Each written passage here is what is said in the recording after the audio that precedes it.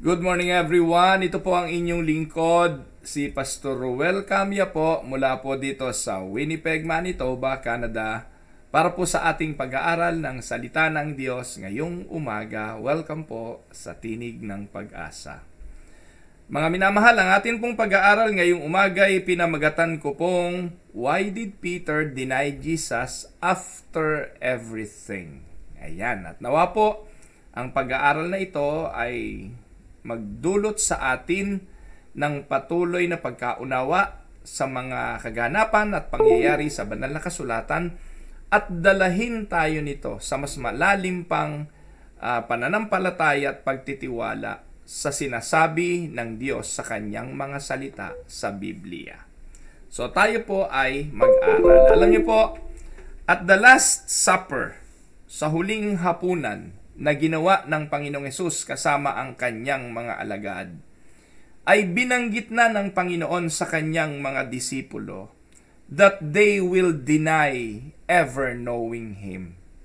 To all of them, not only to a particular person. Sinabi niya sa kanilang lahat na all of you will deny me. You will be scattered like a sheep without a shepherd. No? And at that point, si Peter, knowing Peter at ang kanyang personality, he speaks up and defiantly assures Jesus that he can count on him. He would never deny Jesus. Pero ano sabi ng Panginoon sa kanya? Sininggle out siya at sinabi sa kanya, Peter, you will deny me 3 times. So tingnan po natin ang Matthew chapter 26 at dito po ay ating makikita ang kataga ng Panginoon. Ang sabi po ni Jesus diyan, this very night you will all fall away on account of me. So yun yung binabanggit ko kanina. You will all, referring to all the disciples. You will all fall away on account of me, for it is written. Hula po ito prophecy po ito. I will strike the shepherd and the sheep of the flock will be scattered. But after I have risen, I will go ahead of you into Galilee. So ibig sabihin, alam na ng Panginoon kung ano magaganap. Alam ng Panginoon kung ano mangyayari because everything is been happening or has been happening in accordance to what is written in the scripture in the old. At alam na po ito ng Panginoon. Pero alam niyo po mga kapatid, ito ang katotohanan. Ang Diyos, alam niya ang lahat, nagaganap ang lahat in accordance to His plan, pero tayo hindi natin alam. Katulad ng mga alagad na kasama ng Panginoon, nung mga oras na ito, iniisa-isa pa lang ipaunawa ng Panginoong Hesukristo sa kanila ang mangyayari sa future. Napakapalad nila kasi si Jesus na ang kasama nila Diyos na nagkatawang tao na ipinapahayag na sa kanila what will happen tomorrow. But dito po makikita natin yung kahinaan ng human ng bawat isa sa atin na ipagpilitan natin na maganap ang mga bagay na plano ng Diyos in accordance to our flesh. Dito makikita natin yung pag-i-insist natin ng mga bagay na gusto natin kahit na sinasabi na ng Panginoon kung ano ang gusto niya at kung ano ang mangyayari, ipipilit pa rin natin kung ano yung ating gusto. Just like Peter. He replied to the Lord, Lord, even if all fall away on account of you, I never will. Nakuha niyo po? Alam niyo mga kapatid, totoo naman yun. Minsan pwede lang tayong magsalita on our behalf. Hindi natin pwedeng ipangako yung ibang tao. Hindi natin pwedeng ipangako yung mga mahal natin sa buhay, yung mga malapit sa atin. Ang pwede mo lang ipangako yung sarili mo. Kasi ang akala mo, ikaw lang naman na nakakaunawa sa sarili mo. Kaya si Peter, ganito ang kanyang sinabi. Hindi niya pwedeng ipangako yung fellow disciples na hindi ka namin iiwan, Lord. Yun lang pwedeng ipangako ni Peter ay ang kanyang sarili at ito ang kanyang sinabi. Kahit iwanan ka ng lahat, kahit iwanan ka pa niyang mga kasama nating mga disipulo, pero ako, Lord, ibahin mo ko. No? I will never leave you. Ano po? Even if all fall away on account, I never will. Pero si Jesus din ang nagsabi sa kanya, "Truly I tell you, Peter, totoo ang sinasabi ko sa iyo, hindi ako nagsisinungaling. Ngayon mismong gabing ito, this very night, before the rooster crows, you will disown me 3 times. But Peter declared, ano sabi niya? May pasumpa-sumpa pa ka pa. Ang sabi ni Peter, kahit mamatay ako, even if I have to die with you, hindi kita iiwanan, Pexman. Hindi kita iiwanan, sumpaman. Hindi kita iiwanan, mamatay man ako. I will never disown you. Pero, mga kapatid, hindi lang naman si Peter ang merong ganitong klase ng paninindigan kuno. Ang sabi po ng ating verse, and all the other disciples said the same. Kanya-kanya silang patigasan at paninindigan, kani-kani nila silang pagpapahayag. No, o yes, sinasabi ni Peter yan, pero kahit iwanan ka ni Peter, hindi rin kita iiwanan, sabi siguro ni Tomas. Sabi nung ibang mga alagad, ni Andres.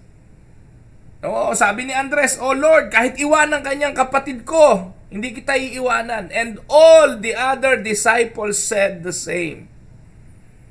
Pero alam niyo po mga kapatid, ito yung katotohanan na kapag nakasulat sa Biblia, hindi pwedeng hindi mangyayari. Because what Jesus was telling them was a prophecy already foretold many years ago. Saan po ba ito matatagpuan? In Zechariah chapter 13 verse 7. Ano po ang sabi? Kinote ito ni Jesus. At ang fulfillment nito ay walang iba kundi kay Jesus. Alam ni Jesus yung proper timing, alam ni Jesus yung tamang panahon, at ito na yon. At ang sabi ng Panginoon, "Awake, sword against my shepherd, against the man who is close to me, declares the Lord Almighty.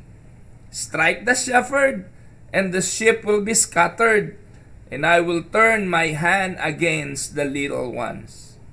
Strike the shepherd, and the sheep will be scattered. That is the same word that Jesus said, "I will strike the shepherd, and the sheep of the flock will be scattered." Pero hindi nila yan pinaniniwalaan. Hindi sila naniwala sa sinabi ng Panginoon because they have their own mindset of what Jesus supposed to be doing and supposed to do. Kinikilala nila na si Jesus, ang kanilang pinuno, at si Jesus ay hindi dadaan sa kanyang ipinapahayag na siya kailangang mamatay. Because they believe that Jesus is a revolutionary leader for them. Igigibay niya ang templo sa Jerusalem at muli niya itong itatayo. Material at physical ang kanilang pagkaintindi sa mga pahayag ng Panginoon. And at this point in time, isinasabi na niya kung ano mangyayari sa kanya at mangyayari sa mga alagad, pero hindi ito ang naka-mindset sa kanila. Hindi ang daan ng krus ang kanilang tinitingnang ministeryo ng Panginoon. Ang kanilang tinitingnang ministeryo ay ang pagpapalaya sa kanila sa imperyo ng Roma. So, ano po ang nangyari? After supper, matapos na sila'y makakain, Jesus went to Gethsemane to pray. Ito po yung mababasa natin sa verse 37 to 38. Ang sabi po dyan, "He took Peter and the 2 sons of Zebedee along with him, and began to be sorrowful and troubled. Then he said to them, 'My soul is overwhelmed with sorrow to the point of death. Stay here and keep watch with me.'" Dito po sa Matthew, mababasa natin na si Peter at saka yung dalawang anak ni Zebedeo ang kanyang kasama. Pero mababasa natin sa ibang gospel, the whole disciple group was with him. Ano po? So, marahil, nung papunta na sila sa Gethsemane, yes, magkakasama silang lahat, pero doon sa point na mananalangin sila, sumama sa kanya si Peter, sinama niya si Zebedee, ito yung mga inner circle niya, to be with him, a little closer with him than the other disciples. Wala pong walang salimbayan o walang kontrahan ng scripture. So dito pa makikita natin sinama niya itong tatlo. Jesus left them for a short time to pray and Jesus cried out to God. Matthew 26:19 o 39. Sabi po dyan, going a little farther, he fell with his face to the ground and prayed, My Father, if it is possible, may this cup be taken from me. Yet not as I will, but as you will. Bahagya po natin pinag-aralan ito kahapon, no po? Para daw ma-counter natin yung mga disappointment ng buhay at yung mga bagay na nagiging cause ng ating discontentment. Kailangan lagi nating mapili yung kalooban ng Diyos. Kahit hindi mangyari yung mga bagay na gusto natin, yung mga desire ng puso natin, as long as we believe that everything that is happening is and was in accordance to the will of the Lord, then we will be at peace. Si Jesus, may struggle siya in the flesh. At this point in time, kung pwede lang, wag na siyang dumaan sa krus, wag nang mangyari ang saro. Pero ang Panginoon determined na hindi dapat mangyari yung mga bagay na gusto niya kung hindi kung ano ang kalooban ng nagsugo sa Kanya. So yan po, marubdob ang kanyang dalangin at ang sabi ng Biblia, pati ang kanyang pawis ay tila dugo. So, when Jesus returned to Peter and the other two disciples, He found them sleeping, not praying. And Jesus warned Peter what he especially needed to understand the danger awaiting him. Ano po ang sabi sa 40:41? When he returned to his disciples and found them sleeping, couldn't you men keep watch with me for an hour? He asked Peter, watch and pray so that you will not fall into temptation. The spirit is willing, but the flesh is weak. Naiintindihan ng Panginoon ang bagay na ito. Alam ng Panginoong Hesukristo na totoo na ang Espiritu most of the time ay may kagustuhan na sundin ang kalooban ng Diyos. Just like what happened to Him. Dito po mga kapatid, sa prayer ng Panginoon, the Spirit is very much willing. Pero si Jesus yan. At si Jesus, knowing the Spirit is willing, He is very much in control of Himself. He wanted the Spirit to pursue or to persevere. He wanted the Spirit to win against the struggle of the flesh. Bagamat alam niya na talagang mahina ang laman ay nagsusumigaw na wag nang daanan ang dadaanan niyang pagdurusa. Pero nagtagumpay ang Spirit by being in the presence of the Father in prayer. Kaya sabi niya sa mga alagad, hindi kayo magtatagumpay kung hindi kayo sa presensya ng Diyos. Hindi kayo magtatagumpay if you will not commune with Him in prayer. If you are not connected with the Father in constant fellowshipping, in constant prayer, you will not win against the flesh because the flesh is weak. Bagamat meron kayong pagnanasa sa espiritu, the flesh is weak. Kaya mga kapatid, di ba, hindi naman po mga kapatid sinisisi natin yung mga nagsisimba paglinggo na talagang napapatungo. No, there was a time na nagpipreach po ako, misis ko na mismo nasa harapan ko eh. You know how my wife love my preaching. No, I know that my wife love every time na nagsasalita ako sa pulpito. All ears yun. But there were times na sidang mismo, misis ko na nakikita kong patungo-tungo. Nakikita ko po talaga na inaantok. At naiintindihan ko yung mga nakaupo sa pulpitong inaantok kasi po ako ganun din minsan. Ang tanong ba't pumunta ka pa sa simbahan kung matutulog ka lang? Because our spirit are telling us to be in the church. Napagtagumpayan mo na nga yung nandun ka sa church. Nagtagumpay na ang espiritu na nandun ka sa church. But we need to be in the presence of God to win against the flesh. Because the spirit is always willing. Kaya lang mahina talaga ang flesh eh. Misa, pag napuyat ka ng Sabado, ano mangyayari ng Linggo, di tutungo-tungo ka nga doon. Kaya nga po pati ang pagsamba, pinaghahandaan yan eh. Lagi po sinasabi ng Panginoong Hesukristo, watch, pray, watch, pray. Allot a time for watching and a time for praying. Pag hindi mo to ginawa, dala ka ng flesh. Amen? Ano po? So, ano pong nangyari? Jesus went away 3 times to pray.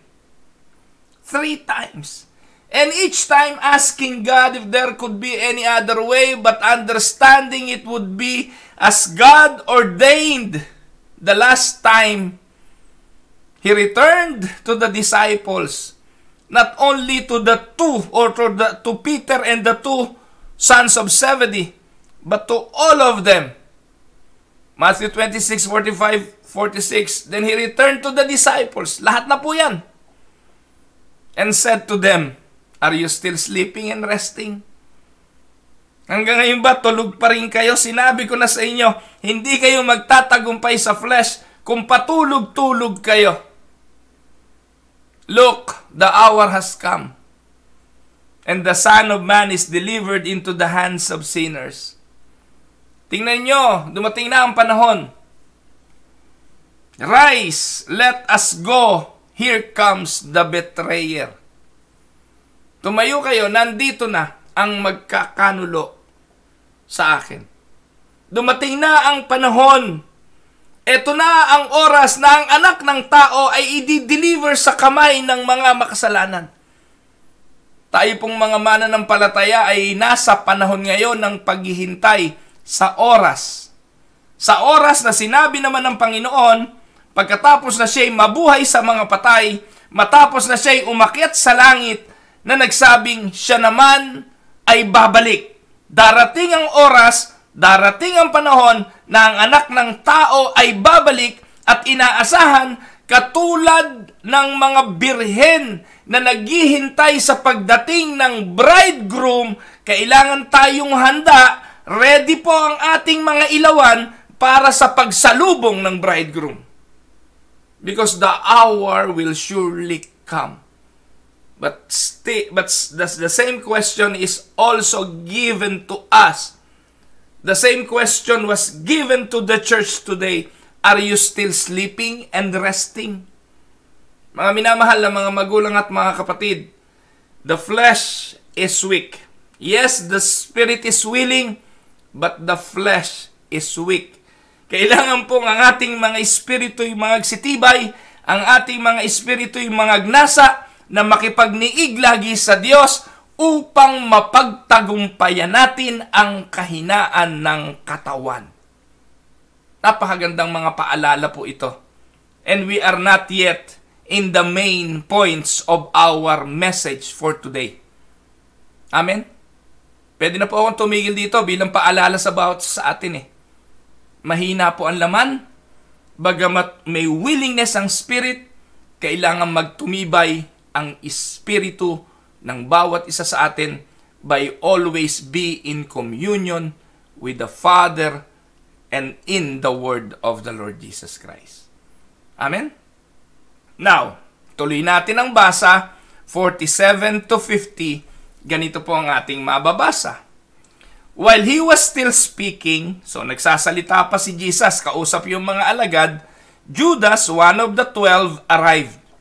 With him was a large crowd armed with swords and clubs, sent from the chief priest and the elders of the people.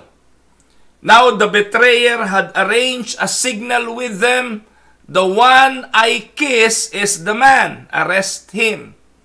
Going at once to Jesus, Judas said, "Greetings, Rabbi," and kissed him. Jesus replied, "Do what you came for friend. Then the men stepped forward, seized Jesus, and arrested him. Yan po ang mababasa natin. Then, tuloy po natin, 51 to 54. Sabi po, with that, one of Jesus' companions reached for his sword, drew it out, and struck the servant of the high priest, cutting off his finger. Binawalan siya ng Panginoon at ang sabi ng Panginoon, draw the sword, for those all who draw the sword will die by the sword. Do you think I cannot call on my Father, and He will at once put at my disposal more than 12 legions of angels? But how then would the scriptures be fulfilled that say it must happen in this way?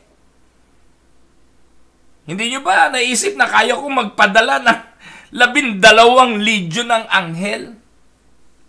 Pero paano matutupad ang sinasabi ng scripture na kailangang mangyari ang mga bagay na ito? At this point, hindi pa rin ito naiintindihan ng mga alagad. Hindi pa rin nila napag-uunawa ang mga bagay na ito. Now, sa Matthew's account, walang binanggit kung sino yung taong yan. Yung one of Jesus' companions reached out for his sword. Walang binanggit yan. Pero tingnan po natin sa account ni John kung sino yan. Sa John 18, 10 to 11, ang sabi po dyan, then Simon Peter, who had a sword, drew it and struck the high priest's servant, cutting off his ear, his right ear. Ang pangalan daw ng servant ay si Malchus o si Malco. Jesus commanded Peter, put your sword away. Shall I not drink the cup the Father has given me? So sa account ni John, binanggit kung sino yan. At ang sabi, si Peter. Si Pedro. So, makikita niyo po kung gaano naman siya katapang. Handa naman talaga siyang mamatay. Yung sumpa niya na hindi kita iiwanan, mukhang matutupad at this point. Yung sinabi niyang, handa akong mamatay para sa'yo, mukhang nangyayari at this point. Sapagkat kung hindi ka handang mamatay, mananaga ka ba? Tatagain mo ba yung huhuli kung hindi ka matapang? No? Si Peter yon, mga kapatid. But just as Jesus predicted, ano po ang nangyari? Ano po ang sumunod? Makikita po natin, mga kapatid, sa verse 56. But this has all taken place, that the writing of the prophets might be fulfilled. Then all the disciples deserted him and fled. Makikita po natin, nung inawat na ng Panginoon si Peter, kasama ng 12 o sama ng ibang mga alagad na nandun, lahat sila iniwanan ang Panginoon. Ayan. So, hindi pa ho natatapos ang ating kwento. Nagsisimula pa lamang po tayo ng atin pong pag-aaral. Dito na po papasok yung atin pong tema ngayong umaga, the denial of Peter of the Lord Jesus Christ. So, continuing the biblical story in Matthew, tuloy po natin sa 57 to 58, those who had arrested Jesus took him to Caiaphas the high priest, where the teachers of the law and the elders had assembled. But Peter followed him at a distance, right up to the courtyard of the high priest. He entered and sat down with the guards to see the outcome. So while the Sanhedrin has falsely accusing Jesus in front of Caiaphas, so kayo na po ang magbasa, kayo na po ang magpatuloy ng pagbabasa sa mga susunod na verses, makikita po natin dyan, Peter watched from afar and succumbed to the temptation Jesus had predicted. Peter followed him at a distance. Now, what can we learn, no po, Tingnan po muna natin yung Matthew 26:69 to 70. Ano po ang sabi dyan? Now Peter was sitting out in the courtyard. Habang nandun siya sa malayo, no? A servant girl came to him. You also were with Jesus of Galilee, she said. But verse 17, he denied it before them all. I don't know what you are talking about, he said. So, dito po, sa unang denial, he denies his association with Jesus. Hindi naman niya blatantly dininay si Jesus. Ano po? I-deny lang niya yung kanyang association with Him. Hindi ko naiintindihan kung anong sinasabi mo. He denied being associated kasi ang sabi ng servant girl, you also were with Jesus of Galilee. Kasama ka rin ni Jesus na taga Galilea. But he denied it. He denied his association. Now, eto ngayon ang magandang tanong. What can we learn from the first time Peter denies Jesus? Dito pa lang po, sa unang ito. I don't know what you are talking about, he said. Alam niyo po mga minamahal na mga kapatid, Peter feared recognition as follower of Jesus. Natakot po siya to be associated with Jesus at this point. Noon, hindi siya takot, di po ba? Noon, nung gumagawa ng himala, he wanted to be associated with Him. Naging somebody ang isang typical at normal fisherman. Naging miracle worker ang isang simpleng mangingisda. Naging kasama siya ng nagpapakain ng 5,000 tao. Naging kasama siya ng taong nakagagawa ng himalang bumuhay ng patay. Kasama siya ng taong nakapagpapalayas ng masamang espiritu. Nakakita ang bulag, nakalakad ang mga lumpo. Ang mga may ketong, considered to be outcasts of the world, was healed. Kaya he wanted to be associated with the man who created and made those miracles. But at this point, he denied association with the man. Because of fear. Peter thought he could blend in with the same guards who had just arrested Jesus and the crowd cheering his arrest. Mga kapatid, how many times have we thought the same thing? How many times we think that we can fit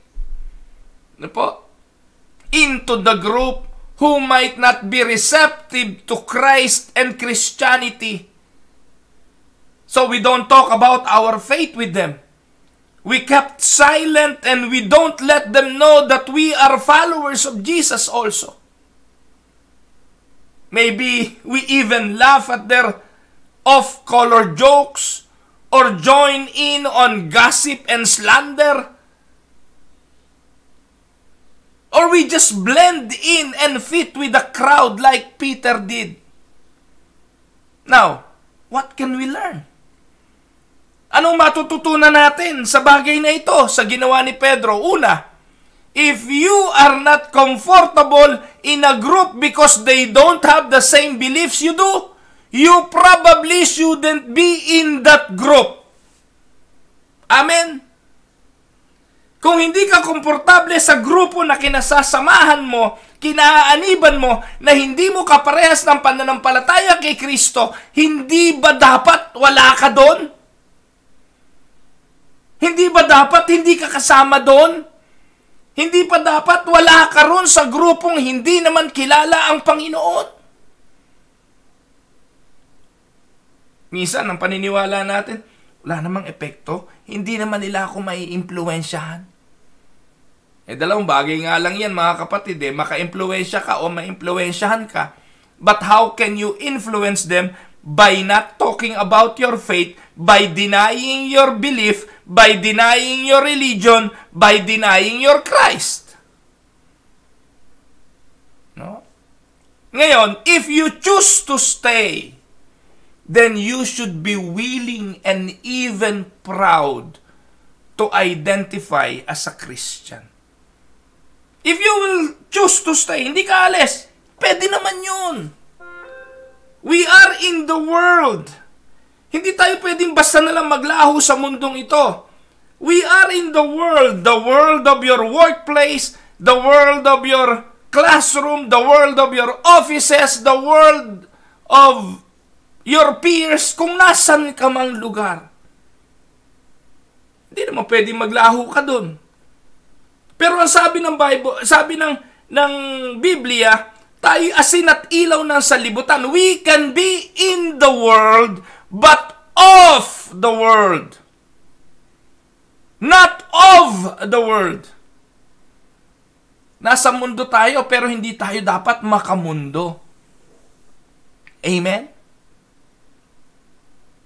If you choose to stay in the world, you should be willing to be identified as Christians. Dapat alam nila. Alam nilang Kristiyano ka. Hindi secret Christian. Wala nun. Your actions and conversation should convey your faith, not compromise.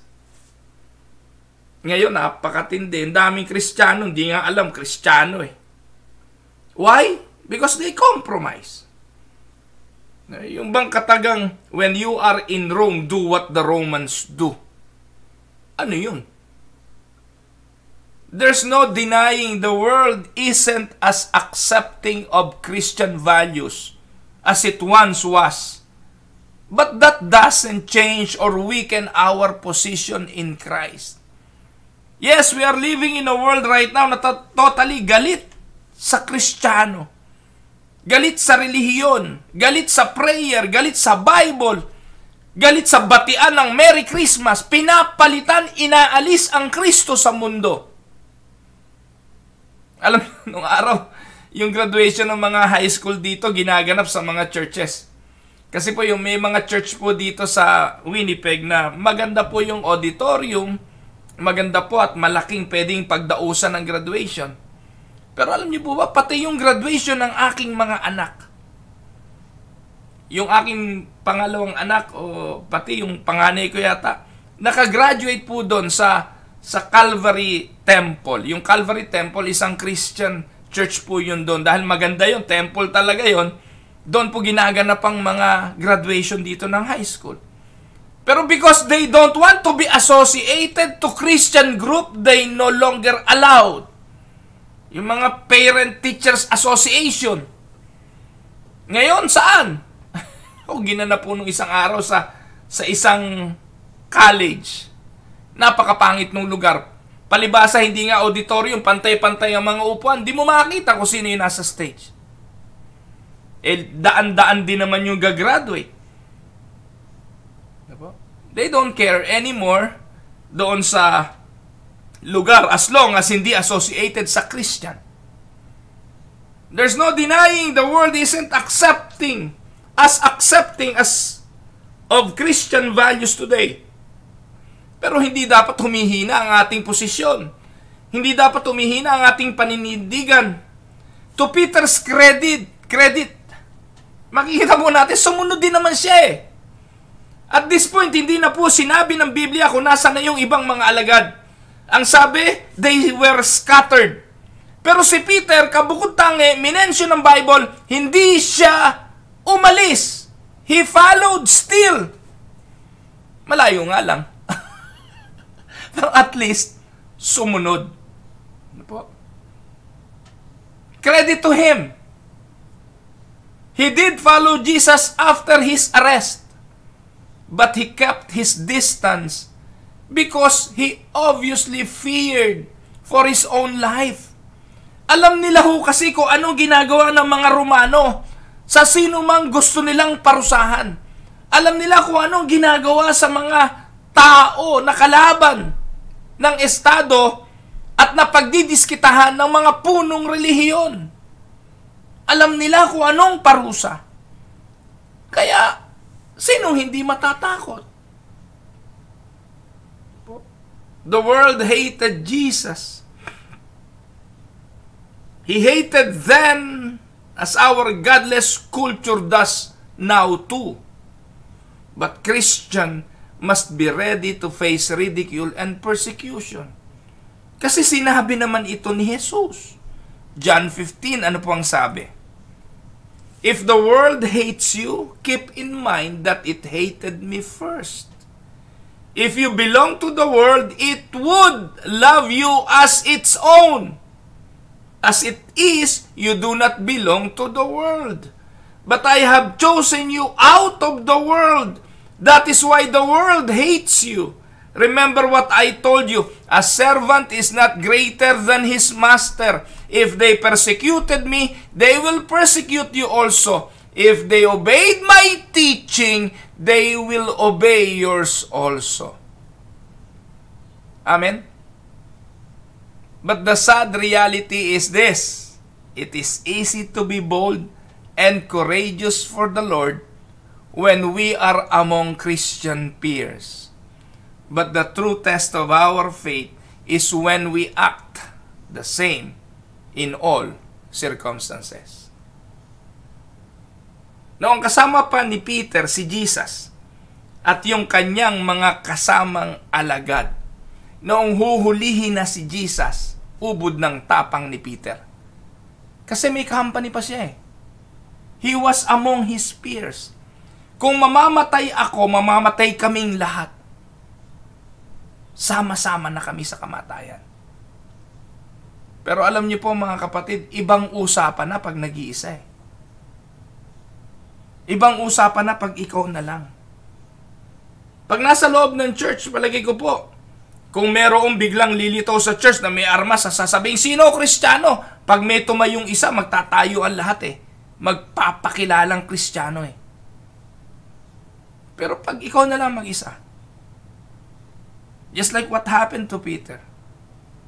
Ito po ang sinasabi ng Panginoon. The spirit is willing, but the flesh is weak.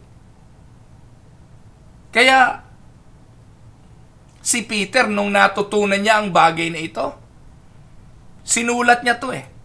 1 Peter 3:14-16. Matapos na mapagtagumpayan niya na yan, ano sabi niya? But even if you should suffer for what is right, you are blessed. Do not fear their threats. Do not be frightened. But in your hearts, revere Christ as Lord. Always be prepared to give an answer to everyone who asks you to give the reason for the hope that you have. But do this with gentleness and respect, keeping a clear conscience, so that those who speak maliciously against your good behavior in Christ may be ashamed of their slander. 1 Peter 3:14-16. Bakit niya sinabi yan? Kasi naranasan niya yan. Kung magdurusa kayo sa tama, mapalad ka. Huwag kayong matakot sa threats. Do not be frightened. Yan tanong, Peter, kilala ka namin eh. Takbuhin ka rin eh. Nung nag-iisa ka eh, duwag ka rin eh. But that was after.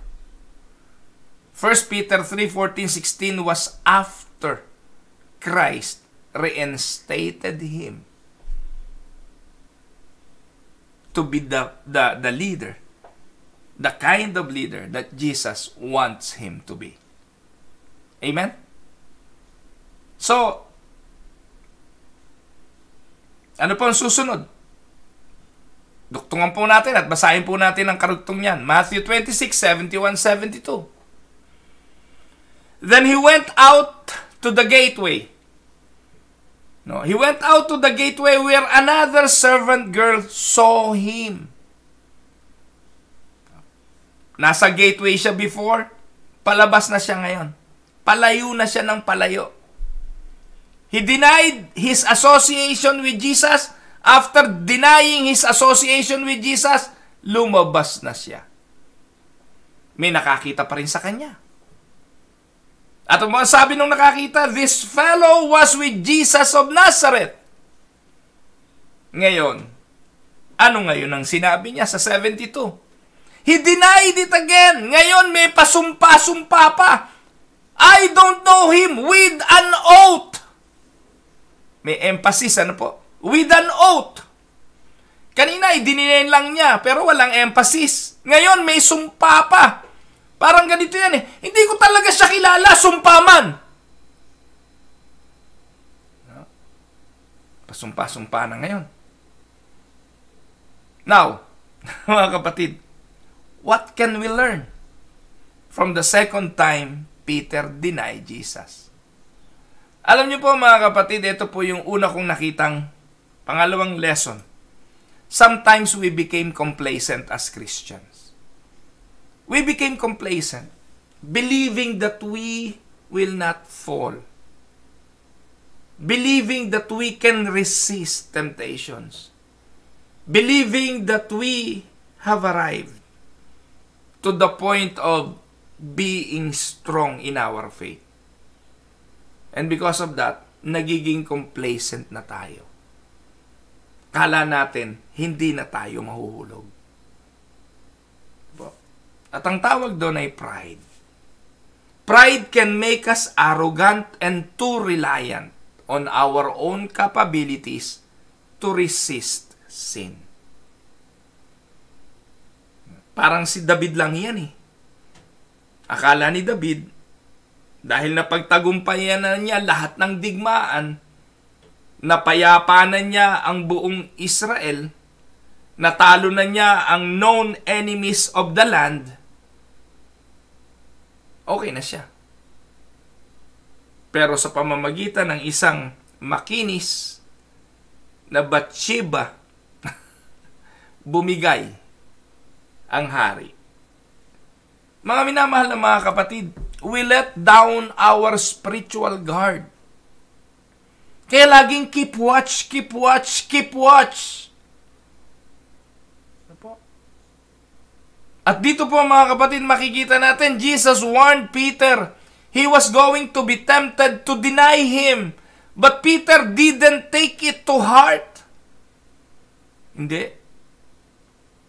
Sila bibigay, ako hindi. Sila iiwanan ka, ako hindi. Sometimes we became complacent. So, nalimutan ni Peter.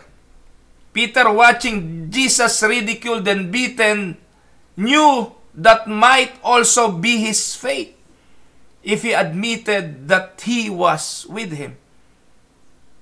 So he not only denied Christ, he swore he never knew him. Peter had forgotten Jesus' own words sa Matthew 10:33 na sinabi mismo ni Jesus sa kanila, everyone who denies me here on earth, I will also deny before my Father in heaven. Yan ang problema minsan sa sobrang takot, nagiging makakalimutin. Sa sobrang pag-aalala, nakakalimutan natin ang ibang mga pangako. Sa mabibigat na sirkumstansya at suliranin ng buhay, nakakalimutan natin ang mga sinabi ng Diyos. Tandaan po ninyo, we can't overcome overconfident in our faith. Every Christian leader who has ever fallen into sin arrogantly thought Satan couldn't reach him or her. But as Peter discovered and later warned us, ano sabi ni Peter? Naintindihan na po niya, kaya siya sumulat ng 1 Peter 5:8. Ano sabi niya? Be alert and be of sober mind. Your enemy, the devil, prowls around like a roaring lion looking for someone to devour. Amen? Malinaw na kay Pedro yan. Naintindihan na ni Pedro. Kasi yung dating nagyayabang na kaya niya magtagumpay, ay na-realize niya, hindi pwedeng magyabang. Kailangan laging alert. Kailangan laging matino ang isipan. Dahil ang kaaway, ang demonyo, ay parang leon. na nag-aabang ng kanyang masisila. Amen? Now, ano pang nangyari? Tuloy natin ang kwento. Matthew 26:73 to 75. After a little while, those standing there went up to Peter and said, "Surely you are one of them. Your accent gives you away." Ayan. Ano pong sagot ni Peter? Then he began to call down curses, and his words to them, "I don't know the man." Ayan. Immediately a rooster crowed. Then Peter remembered the word Jesus had spoken. "Before the rooster crows, you will disown me 3 times. And he went outside and wept bitterly. Tingnan po natin ang kwento. May nakakita na naman. At dito sabi, sigurado kami, surely you are one of them. And then he began to call down curses. Paano kaya yan? Kanina sabi niya, mamatay man ako. Yan ang sumpa. Hindi kita iiwanan. Pero dito, mamatay man ako. Hindi ko kilala ang taong yan. He didn't even give a name to Jesus. He didn't even call him Jesus to prove that he didn't know the man.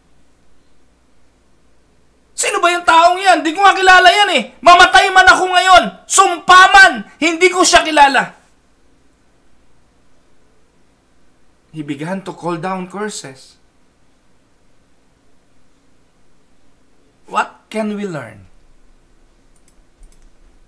from the third time Peter denies Jesus? Alam niyo po, si Peter ay mangingisda. Peter was a fisherman before becoming a disciple of Christ. He probably had a crude vocabulary. Alam niyo po yung bokabularyo ng mga mangingisda. Alam niyo yung bokabularyo ng mga taong mga alam niyo, di ba? Ewan ko, no? Kapag kayo'y nandun sa grupo ng mga tambay, you will know the language of the tambay. Kung kasama niyo yung mga gays, you will know the language of the gay people. Yung mga, may sarili silang lengguwahe eh. Mga charot, mga babush, mga kung ano. Hindi natin naiintindihan minsan. Lengguwahe nila yun eh. May lengguwahe ang kalye. May lengguwahe ang courtroom. May lengguwahe ang business people. May lengguwahe ang academe. Bakit ko binabanggit ito? May lengguwahe ang kalye. May lengguwahe ang mga mangingisda. And at this point in time, si Peter bumalik sa dati niyang lengguwahe. Kasi ang sabi po, nabalikan natin saglit, ang sabi po dyan, yung accent mo, hindi ka pwedeng ipagkaila. Surely you are one of them, your accent gives you away. Ano pong ibig sabihin? Si Peter nagsasalita na siya bilang disipulo. Yung accent ni Peter ay kawangis na ng accent ni Jesus. Yung salita ni Peter ay salita na ng Kristiyano. Pero para ma-deny na siya'y Kristiyano, he went back to the language of the fisherman. He went back to the language of the kalye. At ano ang lengguwahe ng kalye? Mamatay man ako! Hindi ko kilala ang taong yan. That is the language. His former language. His former accent. Aminin man natin o hindi mga kapatid, we always have a tendency to go back to our former lives. Kapag napapakompromise na ang ating pananampalataya. He didn't even say the name of Jesus. And swearing in his denial of ever knowing the man. In times of worry or anger, our old self can emerge, and words and actions we thought we had long buried arise and overtake our new self in Christ. Yan ang una na lesson na makikita natin sa third denial of Peter. Sa galit, o sa takot, o sa pag-aalala, ang mga sirkumstansyang ito nagbabalik sa atin sa lumang pagkatao. Amen? Then something or someone awaken us to our lapse. Kapag Kristiyano ka, ito totoo. Gagawa ang Diyos ng pagkakataong ipaalala sa'yo ang lapses mo. Kaya nga minsan, naku, ba't ko ba nagawa yun? Ba't ko ba nasabi yun? Nagsisisi tayo, dinadago ka natin ang ating dibdib. Hindi ko dapat Kristiyano ako, ba't ko ba nasabi yun? At sa pagkakataong ito, tilaok ng manok ang nagpaalala kay Peter ng kanyang ginawa. Napakagaling ng Diyos. Napakagaling ng Panginoong Hesukristo. Para yung detalye ng manok, hindi yun ang sermon, hindi yung tilaok ng manok ang kontekstong dapat pag-usapan dito, kundi yung habag ng Diyos na even in the lowest moment of Peter's life, gagawa ang Diyos ng paraan para ipaalala sa kanyang anak ang kanyang nagagawang kamalian. And at this point, ito po, yung manok. Yung manok, insignificant yon. Isa lang pinakikilala ng manok. Umaga na. Ilang po yun. Ibig sabihin, Peter, it is time for you to wake up. Tapos na yung magdamag na yon. Tapos na yung nakalipas na magdamag. Ngayon, tumilaok na ang manok, it is a new day for you. Arise. You need to wake up. Someone awakens us to our lapses. And Peter, remorse. Make resolution. Po. Alam niyo po yung mga bagay na yun, ganun din. Sa atin, ganun din. Pinapaalalahanan tayo para mapagtagumpayan yung ating naging kahinaan. Amen?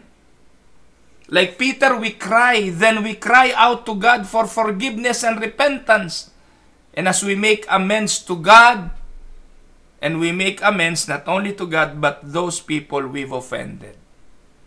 Tandaan po ninyo, conviction is heart-wrenching, but it is also part of maturing as believer. Amen?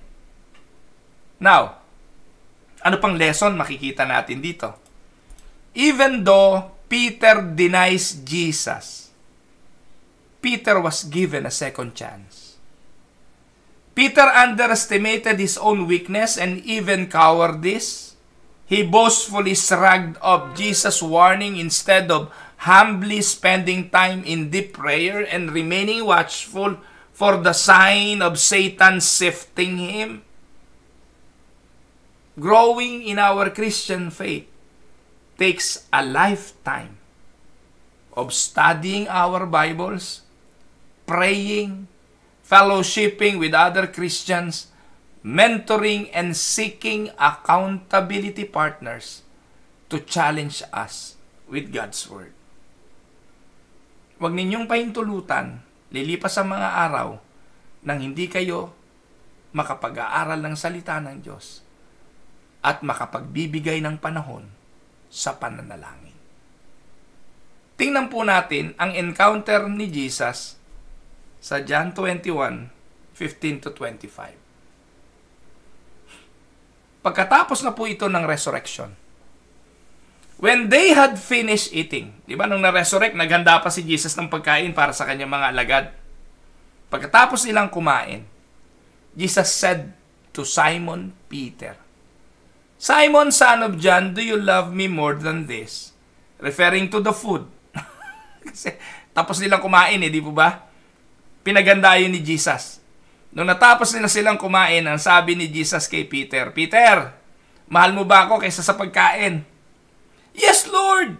He said, "You know that I love you." Then Jesus said, "Feed my lambs." Kung mas mahal mo ako kaysa sa pagkain, pakainin mo ang aking mga kordero. Verse 16, Jesus said, "Simon, son of John, do you love me?"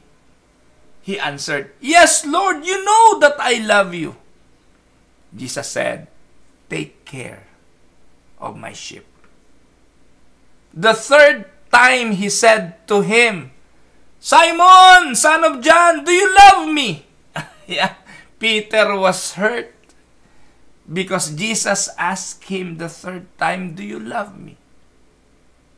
Ano sabi niya? "Lord, you know all things. You know that I love you." Then Jesus said, "Feed my sheep. Very truly I tell you, when you were younger, you dressed yourself and went where you wanted. But when you are old, you will stretch out your hand, and someone else will dress you and lead you where you do not want to go." Binanggit ito ni Jesus ayon sa verse 19 to indicate the kind of death by which Peter would glorify God. Then he said, "Follow me." Peter turned and saw that the disciple whom Jesus loved was following them. This was the one who had leaned back against Jesus at the Last Supper and said, "Lord, who is going to betray you?" Si John yun. When Peter saw him, he asked, "Lord, what about him?"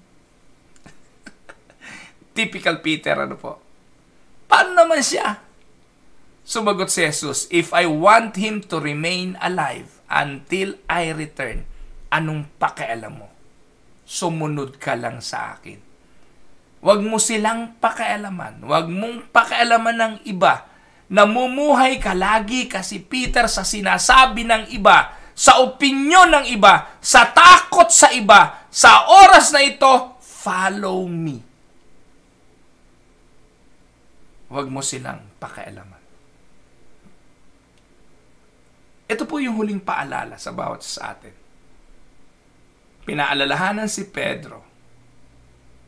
But even with his failures, Jesus chose Peter to preach at Pentecost, where filled with the Holy Spirit, the church was birthed. Hindi lang po yun. Isang sermon lang ni Peter, 3,000 were saved. Amen? We are blessed with 2 epistles. The first and second Peter, proving that God can use every repentant, Holy Spirit-filled person. And Peter had a testimony, just like we all do. And he went on to show how much he loved Jesus by shepherding his sheep. Amen? Mga minamahal na mga kapatid, ito po ang inyong lingkod. Si Pastor Ruel Camia po, mula po dito sa Winnipeg, Manitoba, Canada, para po sa Tinig ng Pag-asa. Huwag niyo pong kalimutang i-share ang video sa inyong mga kaibigan. Marami pong nanonood, pagkatapos ayaw lang po nila siguro makita at ma-identify na nanonood sa inyong lingkod. Pero, again, marami pong salamat sa inyong lahat.